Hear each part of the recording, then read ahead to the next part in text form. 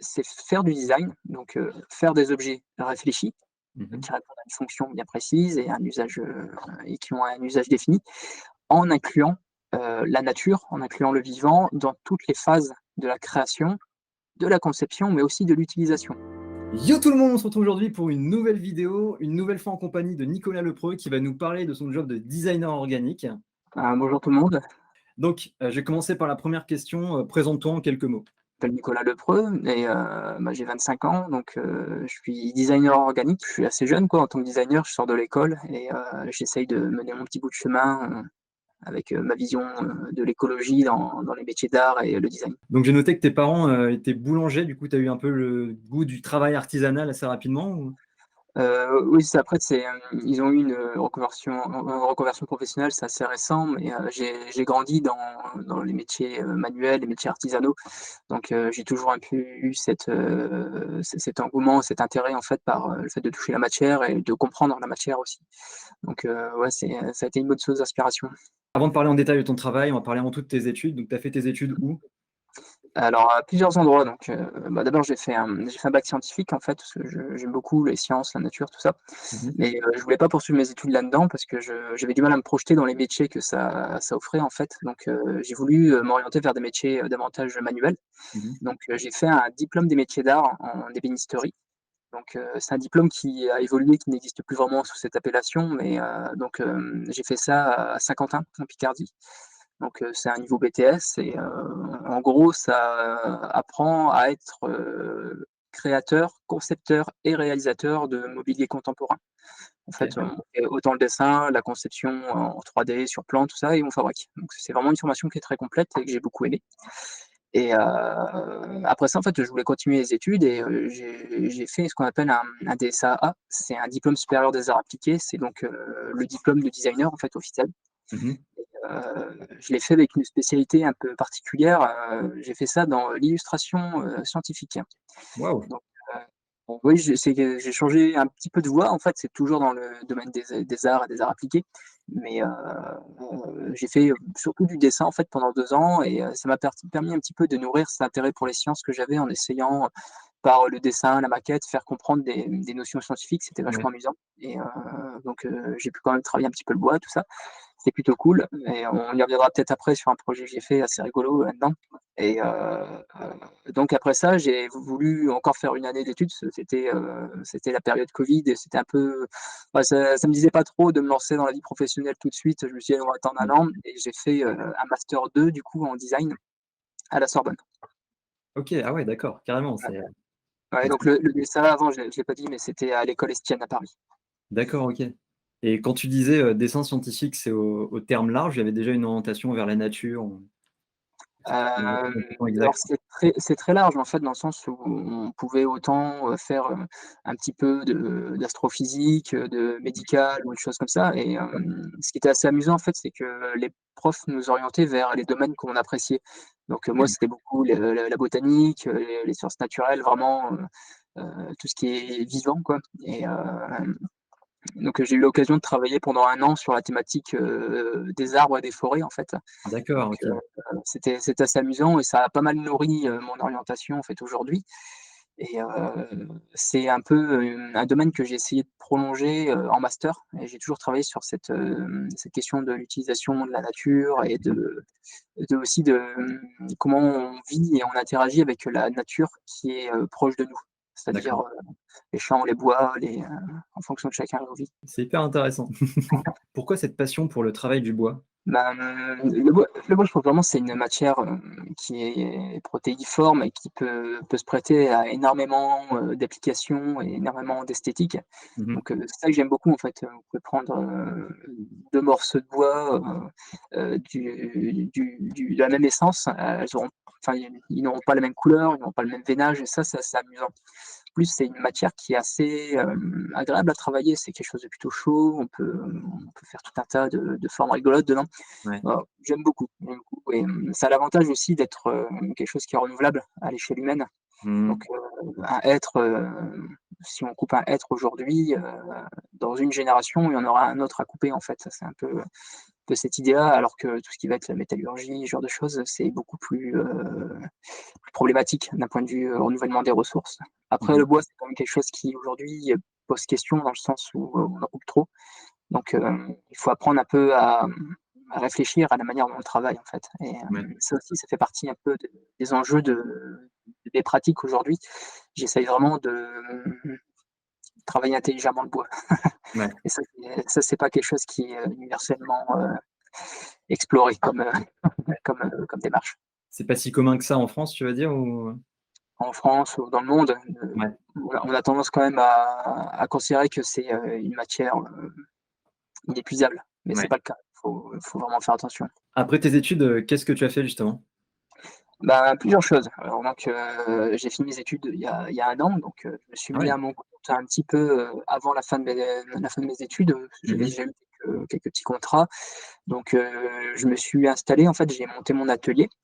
Et en parallèle, parce que, comme, tout, jeune qui se lance dans la vie professionnelle, c'est un peu dur de gagner sa vie au début, je fais des heures en tant que, professeur contractuel, en fait, D'accord. en art appliqué. Donc, au lycée des métiers d'art de Saint-Quentin, le premier établissement où je me suis formé pendant mes études. Mmh mh. Donc, je donne des cours d'art appliqué dans la spécialité, du bois et de l'ameublement, donc, Trop c'est plutôt cool. cool. Je fais ça, un tiers temps dans la semaine, en fait. Ça me permet vraiment aussi d'avoir un petit peu plus, le loisir, en fait, de faire de l'expérimentation et Mmh. pas d'être tout le temps, en fait, dans une démarche où je dois vendre ce que je fais. Ouais. Ça, c'est ça qui est assez compliqué, en fait, quand on travaille un peu sur des nouveaux matériaux ou sur des nouveaux procédés. Il faut des ressources, en fait, tout simplement, parce que, c'est comme de la recherche scientifique, ça paye que quand ça fonctionne. Exactement. Donc il y a un petit Ça temps le d'investissement avant, ouais. il y a cette réalité professionnelle, en fait, et financière qu'il faut, je pense, dire. Et je cherche, à me développer davantage pour pouvoir justement être, 100 à mon compte Mmh mh. et pouvoir enfin vivre de ce que je fais, en fait. Et faire vivre ce que je fais, Ouais. c'est ça qui est intéressant, je pense. C'est fou, donc c'est vraiment ton objectif long terme, si on peut dire ça? Oui, oui, donc, bon, il y en a plusieurs des objectifs à long terme, mais j'aimerais vraiment pouvoir un peu, pas créer ma marque, mais Mmh mh. pouvoir, justement bah, créer mes objets et qu'on puisse comprendre aussi, la valeur de ce que je fais, dans le sens où il y a toute une réflexion autour de l'écologie, en fait. Dans Ouais. ça qui C'est ça qui est parfois difficile, à mettre en avant, mais il y a énormément de travail, de réflexion quand je sors un objet, quand je sors un Mmh mh. concept, c'est un taf monumental. Ah ouais, j'imagine très, très bien. C'est pour ça que c'est intéressant d'en parler et de le partager au maximum de personnes possible. C'est quoi le design organique pour toi? Est-ce que tu pourrais nous le définir? Le design organique, c'est un néologisme, on va dire. C'est un Ouais. terme qui existe, pas vraiment et que j'essaye moi d'introduire et de développer. Mmh mh. Donc c'est une notion sur laquelle j'ai travaillé pendant mon master. Donc j'ai Mmh. écrit mon mémoire en fait sur le design organique et j'ai essayé de le définir un petit peu. Et en gros, c'est faire du design, donc faire des objets réfléchis, Mmh mh. qui répondent à une fonction bien précise et à un usage, et qui ont un usage défini. En incluant, la nature, en incluant le vivant dans toutes les phases de la création, de la conception, mais aussi de l'utilisation. D'accord. C'est en fait une approche un petit peu, j'aime pas trop ce mot, mais un peu radicale à côté de l'éco-design, en fait. Mmh mh. C'est pas juste un J'essaie pas juste de créer des objets avec des matériaux écologiques. C'est une partie de ce que je fais, mais j'essaye surtout que mes objets aient un impact bénéfique dans leur utilisation sur la nature. C'est-à-dire, par exemple, heu le kayak, par exemple, sur lequel j'ai travaillé, l'idée, c'est que c'est un objet, c'est un véhicule qui permet d'explorer, en fait, son environnement, qui permet de d'aller dans les endroits naturels, de le comprendre. Donc, toute la réflexion est faite pour, et toute la conception de l'objet est faite pour qu'il y ait un impact minimum sur l'environnement, mais surtout que l'utilisateur puisse pratiquer son environnement, en fait, Mmh. et un peu le comprendre. C'est ça. C'est un peu la nuance et la différence, surtout, face enfin avec l'éco-design qui, en fait, on peut faire, des voitures de course, en matériaux écologiques, en fait. Ouais, voilà. C'est ça. Il y a une limite, en fait, dans l'éco-design et qui me déplaît parfois, et ça va un petit peu avec tout ce qu'on qualifie de greenwashing ou enfin de tout ce genre en fait, enfin toutes ces techniques commerciales, Ouais, et juste, qui tournent autour de la symbolique en fait.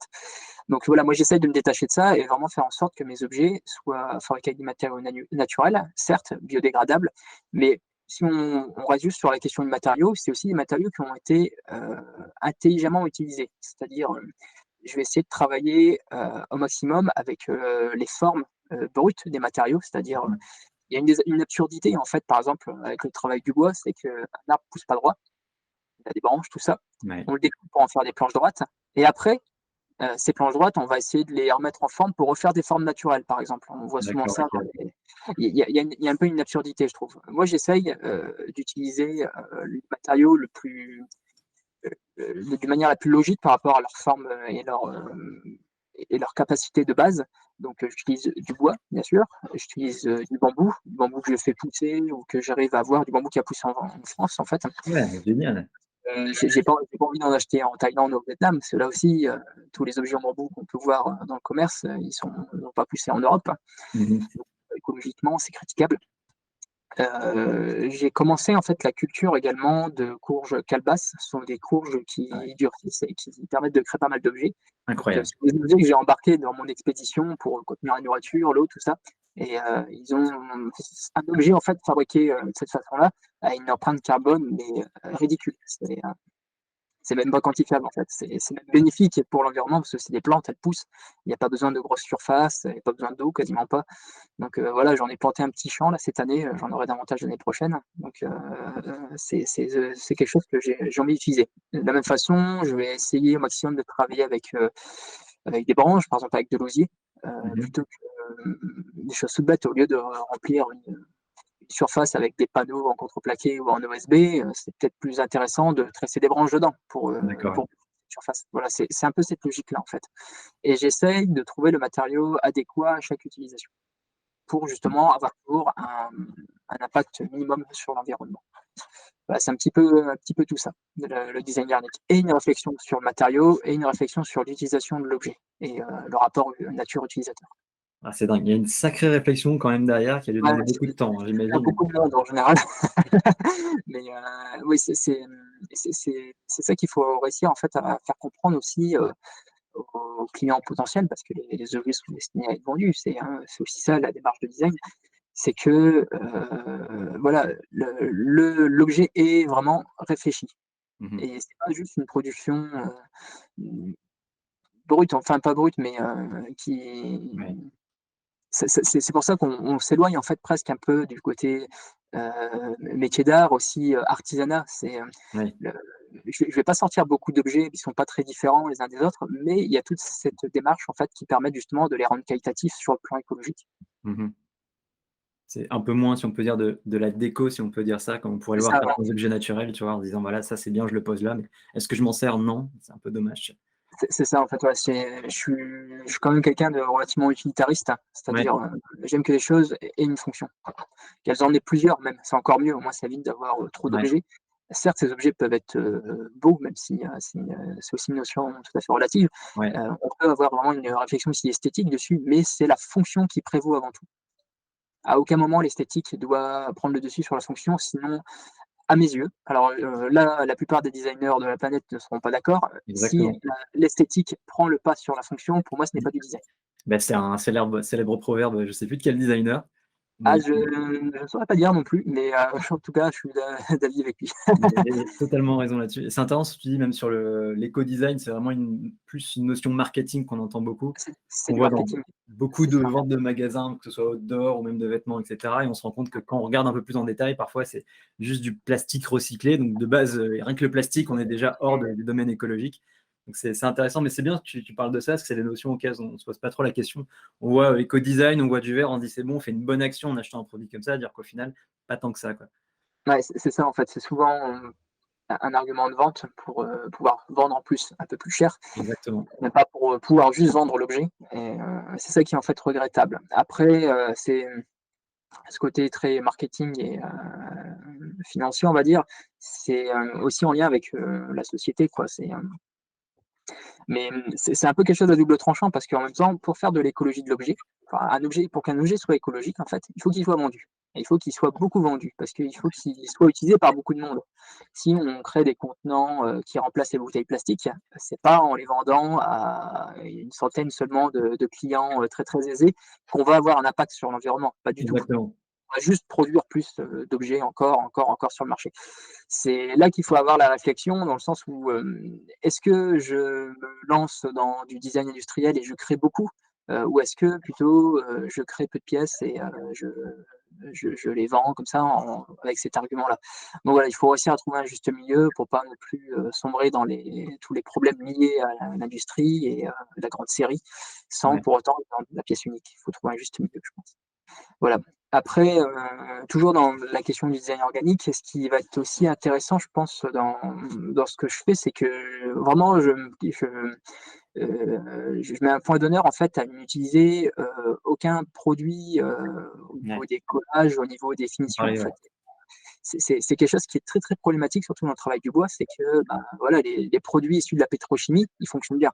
Vraiment, ça Mmh. fonctionne. Les cols vinyliques, polyuréthane, et tout ça, c'est super solide, ça tient bien et il faut réussir, en fait, à être, concurrentiel vis-à-vis de ça. C'est-à-dire, quand on cherche un peu à développer des cols ou ce genre de choses ou des produits de finition, il faut que ça fonctionne et c'est pas toujours évident parce qu'on n'arrive jamais à des taux de réussite de 100, on va dire, sur Ouais. la résistance des collages, tout ça. Donc, moi, j'ai une grosse part de mon travail qui est basée sur ça, en fait. C'est de la recherche sur des techniques de finition, d'assemblage, tout ça, pour justement pouvoir se passer de colle.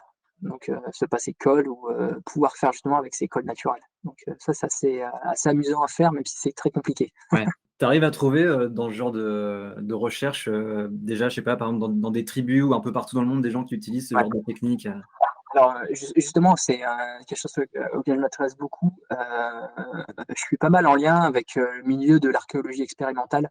D'accord. Donc, j'essaye en fait, assez souvent, d'employer des techniques, tout à fait primitives, qui Mmh ont mh. plus de 10 000 ans parfois et de les utiliser, avec une application moderne. Par exemple, j'ai fait une colle à base de braies de bouleau. C'est Ah ouais.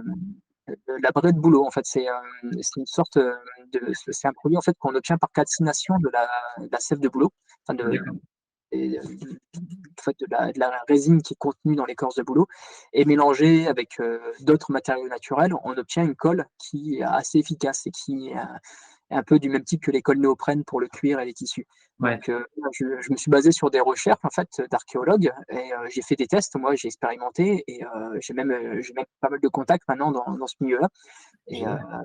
je trouve ça assez amusant en fait parce que c'est des techniques qui à toutes les époques ont été utiles, mais Mmh. elles ont été rendues obsolètes en fait par, de nouvelles applications, de nouveaux matériaux, ainsi de suite et on les a, un peu oubliées et donc le Mmh. fait de les réemployer avec non pas pour objectif d'avoir un truc, bien plus solide et résistant que ce qu'on peut faire avec la pétrochimie. Non, non, ce qui prévaut comme argument, c'est justement l'écologie. C'est-à-dire que, en utilisant ça, même si, ça c'est un peu plus compliqué à mettre en œuvre tout ça, on a un réel gain en écologie. Je pense que le pari, il est gagné là, quoi. Ah, c'est dingue. C'est dingue de se dire qu'il y a beaucoup de techniques qu'on a perdues de même quelques siècles parfois. Tu pourrais nous expliquer vite fait, quand tu parles d'archéologie expérimentale, c'est un terme un peu flou pour moi. Alors, l'archéologie expérimentale, en fait, c'est après je suis pas du tout un spécialiste, mais, en fait, c'est, la recherche archéologique qui a pour but de retrouver justement, des techniques, disparues. Par D'accord. exemple, ça peut être, sur la fabrication, de certaines poteries. Alors, les archéologues, ils vont se mettre dans les conditions, de l'époque, c'est-à-dire en D'accord, tenue, oui. avec les outils, tout ça et ils vont essayer de le faire pour voir comment ils auraient pu faire à l'époque. Voilà et moi parfois j'ai exactement cette même démarche. Alors je m'habille pas en peau de bête, hein, Oui. c'est pas l'objectif, hein. Moi je m'inscris pas dans une démarche historique, mais je vais essayer, par rapport à certains articles que je peux lire parfois sur des découvertes archéologiques, me dire: «Ah bah tiens, moi avec ma vision de technicien on va dire, ben, ça a été peut-être fait de cette manière-là, tout ça» et je réessaye de mon côté, pour voir un peu ce que ça donne en fait et parfois j'ai des belles surprises, ça fonctionne, je trouve des choses assez intéressantes. Ah, j'imagine bien. Mais du coup, ça doit être intéressant même pour ces personnes avec qui tu es en contact de voir comment toi tu travailles de ton côté, Ah de se oui, dire: oui, «Mince, c'est si c'est toi tu c'est as fait quelque chose, peut-être qu'à une autre époque d'autres gens l'ont fait avec les moyens qu'ils avaient» et cetera. Enfin, ça doit être, assez ouais, intéressant pour eux. ouais, c'est quelque chose d'assez passionnant en fait, en effet. Bah, est-ce que tu peux nous parler un peu de ce projet Cor Sylvae? Alors, ce projet donc, qui Corsivae qui signifie le cœur de la forêt en fait, c'est, un projet que j'ai mené, en deuxième année de DSAA, donc Mmh. à l'école Estienne. Donc c'est ce que je disais tout à l'heure, enfin c'est la formation en illustration scientifique. Donc, j'ai voulu en fait, faire un petit peu un plaidoyer pour les forêts. Donc, l'idée en fait c'était de créer, de créer une structure, donc en milieu forestier et qui permettrait un peu de servir d'abri aux gens, aux promeneurs, mais surtout qui leur permettrait en fait de découvrir des choses sur la forêt. Mmh. Donc, la structure en elle-même, a toute une symbolique, mais ce qui était intéressant en fait, c'était à l'intérieur, il y avait, plein d'illustrations en fait, de comment fonctionne la forêt, de la Ouais, biologie de la forêt en fait et des dernières découvertes scientifiques liées aux arbres et aux forêts. Donc d'accord. voilà, la structure en elle-même, avait, une symbolique assez forte, c'est-à-dire qu'elle était, en forme de cœur humain un peu stylisé et Mmh. elle était reliée avec des cordes un peu à tous les arbres autour. C'était pour mettre un peu en avant, la découverte un peu à la mode de l'époque, c'était la communication entre les arbres. Ouais. Donc, on en a beaucoup entendu parler il y a 2-3 ans, donc c'est cette période-là. Donc, voilà, c'était, en fait une manière de mettre un peu en avant ces découvertes scientifiques et d'intéresser aussi les gens, à cet environnement qui est la forêt, quoi. Mmh. Je parle au passé parce qu'en fait, le projet a malheureusement été détruit. Donc, très rapidement après son installation, quelqu'un a mis le feu. Donc, ça, c'est vraiment dommage, c'est assez regrettable. Aucun Il sens, ouais. a c'est assez moche, je trouve, de brûler le cœur de la forêt, quoi. Ça en dit long sur le genre humain. Ouais, une symbolique très particulière, encore pire que ce que tu voulais faire, j'ai l'impression au final, c'est ouais. Ouais, et mais ce qui est assez amusant, c'est que ça m'a, orienté encore davantage sur ce fameux design organique parce qu'en fait, pour faire cette structure-là, j'ai utilisé beaucoup de bois. Ouais. J'ai utilisé 300 kilogrammes de bois et c'est beaucoup en fait quand même et tout a brûlé. Je me dis: «Ben, voilà, c'est beaucoup, beaucoup de nature partie en fumée». Donc, je suis content d'avoir fait cette pièce, mais si aujourd'hui j'avais la possibilité de la refaire, non, je pense que je travaillerais autrement pour, Ouais. pas consommer autant de matière. Donc, voilà, c'était un projet, bon, j'ai eu mon diplôme, Ouais. c'était quand même quelque chose de formidable à mettre en place. C'était installé, tout en haut du belvédère des Beaumont dans la forêt de Compiègne, donc, c'est vraiment Mmh. un site magnifique. Voilà, et j'avais pu faire ça en partenariat avec, l'Office national des forêts. Donc, voilà, c'était aussi un beau partenariat et ça ça m'a appris beaucoup. Ça, c'était dingue. En tout cas, c'est vrai, c'est un projet vraiment magnifique. Dommage qu'il soit parti en fumée, mais waouh, enfin, même pour attirer les gens, c'est Oui, intéressant, la forme est intrigante et derrière, il y a un propos, il y a un peu d'enseignement qui est fait là-dedans. Enfin, c'était vraiment assez dingue. Et quand tu parles justement de partenariat, comment ça s'est passé pour un partenariat avec eux? alors, bah, les partenariats, en fait, c'est assez compliqué à mener quand on est étudiant, Mmh. surtout dans les arts appliqués, dans les métiers d'art. Donc, Ouais, ouais. on se place dans une démarche, non pas de prestataire et de la personne qui réalise, quoi.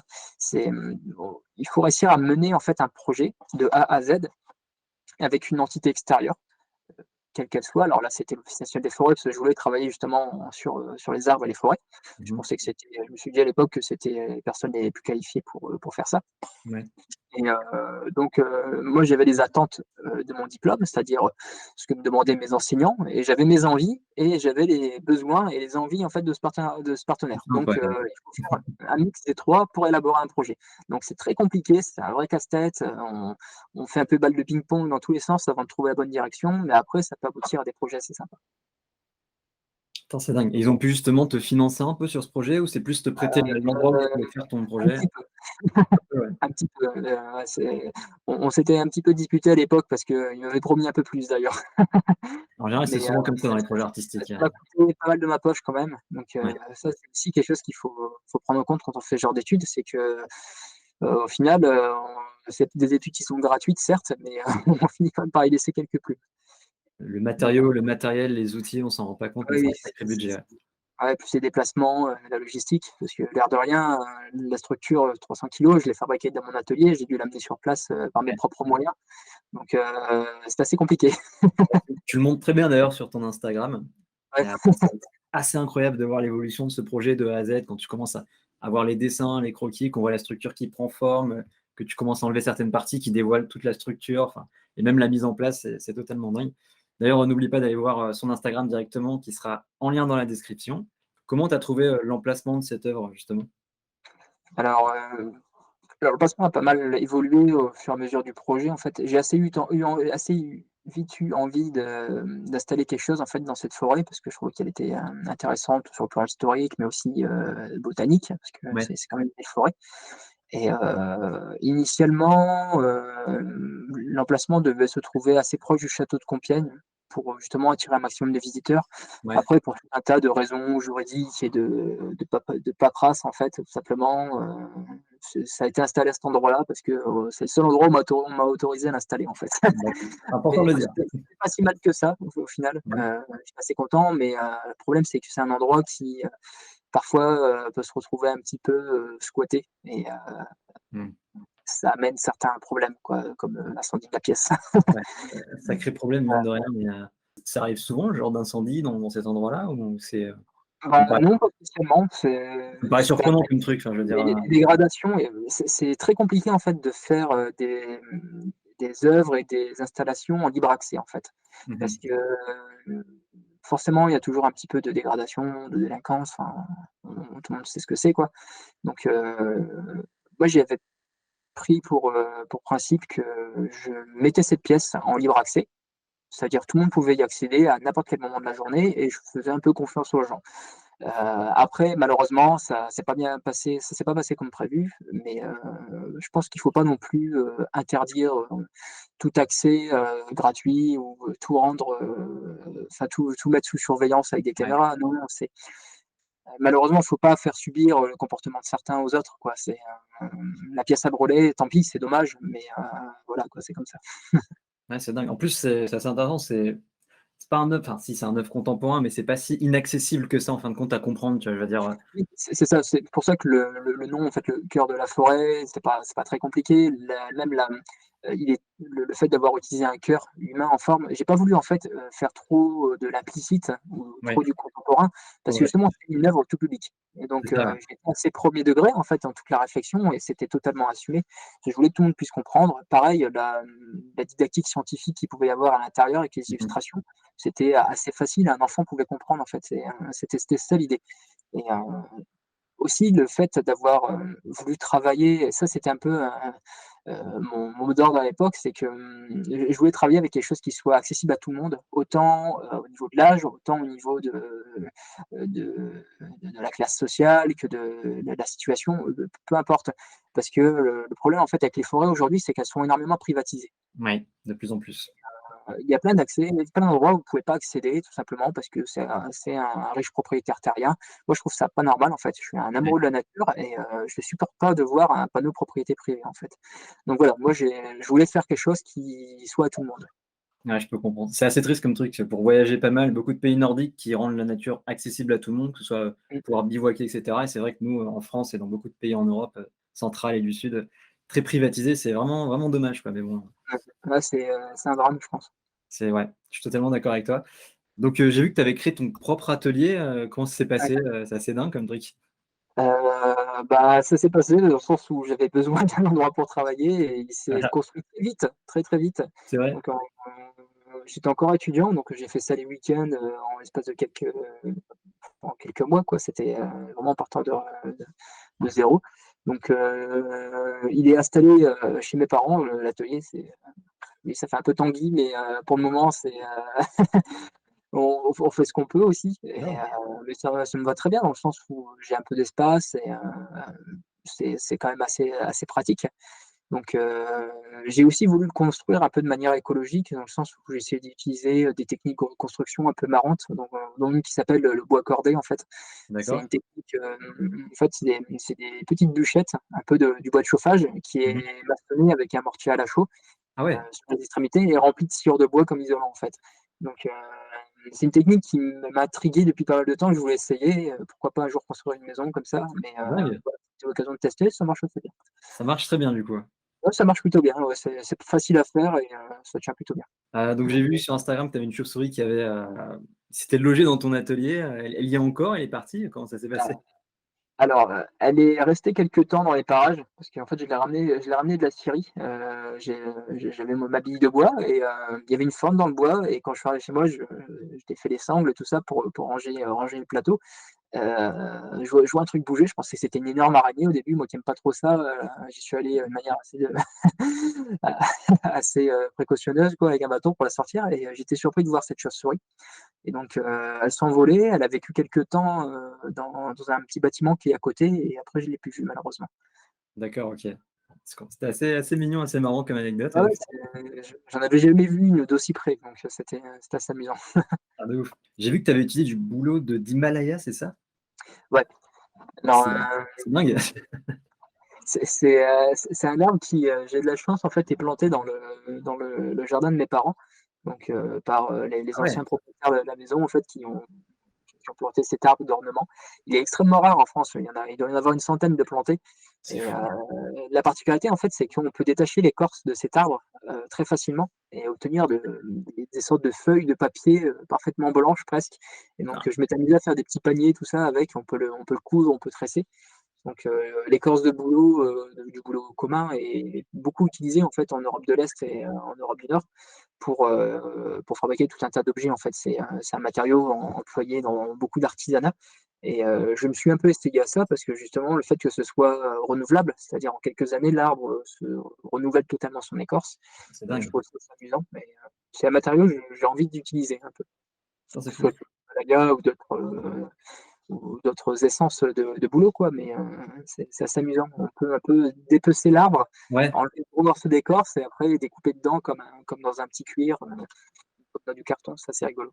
et ça gêne pas du coup sa santé? Tu enlèves qu'une partie de l'écorce ou toute l'écorce ou? Alors le bouleau, le merisier et puis, les noisetiers je crois sont les seuls arbres sur lesquels on peut faire ça. Il y a aussi le chêne liège avec Mmh. lequel on fait les bouchons en liège. On peut en fait enlever l'écorce sur toute la périphérie et l'arbre, va cicatriser et renouveler son écorce assez rapidement. Donc ça lui fait pas du bien dans le sens où c'est quand même une atteinte à sa santé, Ouais. mais il peut y faire face et remédier. C'est une manière aussi d'obtenir un matériau renouvelable. Je pense que c'est assez intéressant dans le sens où il y a pas besoin de couper l'arbre et que l'arbre peut continuer de vivre. D'accord, OK. Ça veut dire que tu couperas jamais l'arbre pour travailler le bois de ses branches, quelque chose comme ça, hein? Ah bah, non, il y a pas besoin là, si je me contente de son écorce, je peux, tous les 3 4 ans aller prendre mon petit couteau et reprendre un morceau d'écorce et il va bien. D'accord, OK.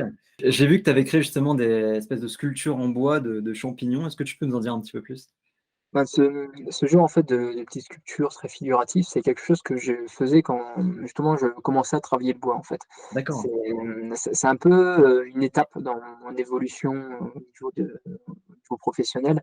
Au début, j'ai eu une démarche très artisanale, on va dire, je voyais, les artisans sur les salons des métiers d'art, tout ça et je me disais: «Ouais, c'est trop cool ce qu'ils font, ils font des sculptures, ils font des trucs», donc j'ai commencé par ça et je me suis rendu compte que, ben, voilà, moi pour, je fais mon champignon en bois et voilà, oui, c'est joli, ouais et qu'est-ce que j'en fais? Ça sert à quoi? Et on va dire ça a fait naître en moi les notions d'utilitarisme D'accord, et OK. c'est toujours, mignon, quoi. Ça m'arrive d'en faire deux trois comme ça, des champignons, des petites sculptures de tout et de rien pour faire plaisir autour de moi, pour faire des cadeaux, mais c'est plus quelque chose qui est représentatif de mon métier aujourd'hui. D'accord, OK. Ça t'a fait mûrir, sur une certaine réflexion écologique là-dessus, hein. Oui, oui, tout à fait. Et la dernière question, est-ce que tu as d'autres projets artistiques pour la suite? Alors, j'en ai plusieurs. Parce que justement, j'ai toujours ce côté un peu, je suis un peu un illuminé de base et j'aime bien faire des trucs que j'appelle ça des trucs rigolos, quoi Ouais, et il y a quelque chose qui me plairait beaucoup, en fait, j'aimerais, créer des nids d'oiseaux, en fait, à taille humaine. C'est quelque wow, chose que je vais essayer de faire d'ici quelques temps. Je pense qu'il faudrait que je trouve justement un partenaire, quelqu'un qui pourrait mener le projet avec moi, par exemple en me prêtant un lieu ou ce genre de choses. J'aimerais en fait, qu'on puisse, pénétrer dans des nids d'oiseaux, géants, ouais, qui seraient fabriqués de la même façon que les nids d'oiseaux, les vrais quoi, à petite échelle. Ça veut dire par exemple un nid d'hirondelle, c'est fait de paille et d'argile. Ce serait assez rigolo de pouvoir, en multipliant l'échelle, fois 100, c'est fou, hein. refaire cette structure à l'identique, qu'on puisse aller à l'intérieur et la voir, quoi. C'est quelque chose que je trouve vraiment fascinant. La manière dont les oiseaux peuvent tisser, peuvent fabriquer justement presque un mortier, un torchis Mais aussi, c'est des ça, fois, c'est vraiment amusant. Voilà, ça c'est un projet, vraiment que j'aimerais bien faire. Après j'en ai un autre, c'est aussi dans ma démarche de design, on va dire, mais c'est un peu tordu. J'aimerais bien créer une machine volante. C'est quelque d'accord, chose OK. j'ai je sais pas, depuis que je suis gamin, je me suis dit: «Je ferai les 3 véhicules dans ma vie». Le bateau, alors là, je travaille dessus actuellement. Ouais, Heu, Peut-être un véhicule roulant, j'aimerais bien faire quelque chose, qui fonctionnerait avec de l'air comprimé, je sais pas, un truc écologique aussi, mais je d'accord. voudrais surtout faire un truc qui vole. Ça, c'est un truc qui me c'est quelque chose qui me hante un peu depuis mon enfance, un peu quand je pouvais voir les vidéos des précurseurs de l'aviation, tout ça, Blériot, Ouais. les les frères Wright, je me suis dit: «C'est génial, quoi», et je pense qu'on a perdu un petit peu de ce côté, fantastique qui est le Mmh. fait de voler aujourd'hui. C'est devenu quelque chose de tout à fait naturel, et j'aimerais bien, en fait, un jour, pouvoir créer ma machine, en fait, Une machine mon volante, ouais. Et qui volerait vraiment, qui serait plus dans l'idée du rêve, du fantaisie, ah non, non, il faut que ça vole, ah sinon c'est ça pas vole? rigolo. Mais ça pourrait, hein, parce qu'on pourrait être un peu dans les démarches un peu à la Jules Verne ou je sais pas si tu connais Panamarenco? Oui, S'il y en a oui, je connais. qui fait beaucoup. C'est super sympa, c'est vraiment des belles choses à voir, mais moi j'ai envie que ça vole, et Tu veux qu'il y ait la fonction derrière, ouais. ouais, et c'est aussi quelque chose que je trouve assez amusant, c'est, la prise de risque, en fait, Mmh. quand on crée des objets. Alors là, elle est assez extrême avec un engin volant, ça veut dire qu'il y a vraiment un risque mortel. Ouais. Mais, j'aime bien me mettre, en fait, en mauvaise posture pour vraiment pouvoir tester ce que je fais. Donc, heu que ce soit dans le fait de tester des prototypes, ou alors justement d'aller installer des trucs en hauteur, tout ça.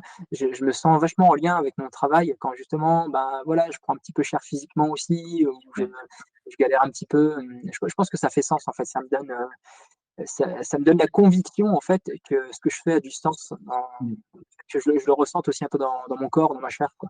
Parce que Ça, c'est c'est pas important. facile comme tu dis, tu vois? C'est un peu comme, bah, les objets industrialisés, c'est facile à produire, on peut en faire beaucoup, mais ça a peut-être un peu moins de sens justement. C'est ça, et aussi, je pense que c'est important de tester.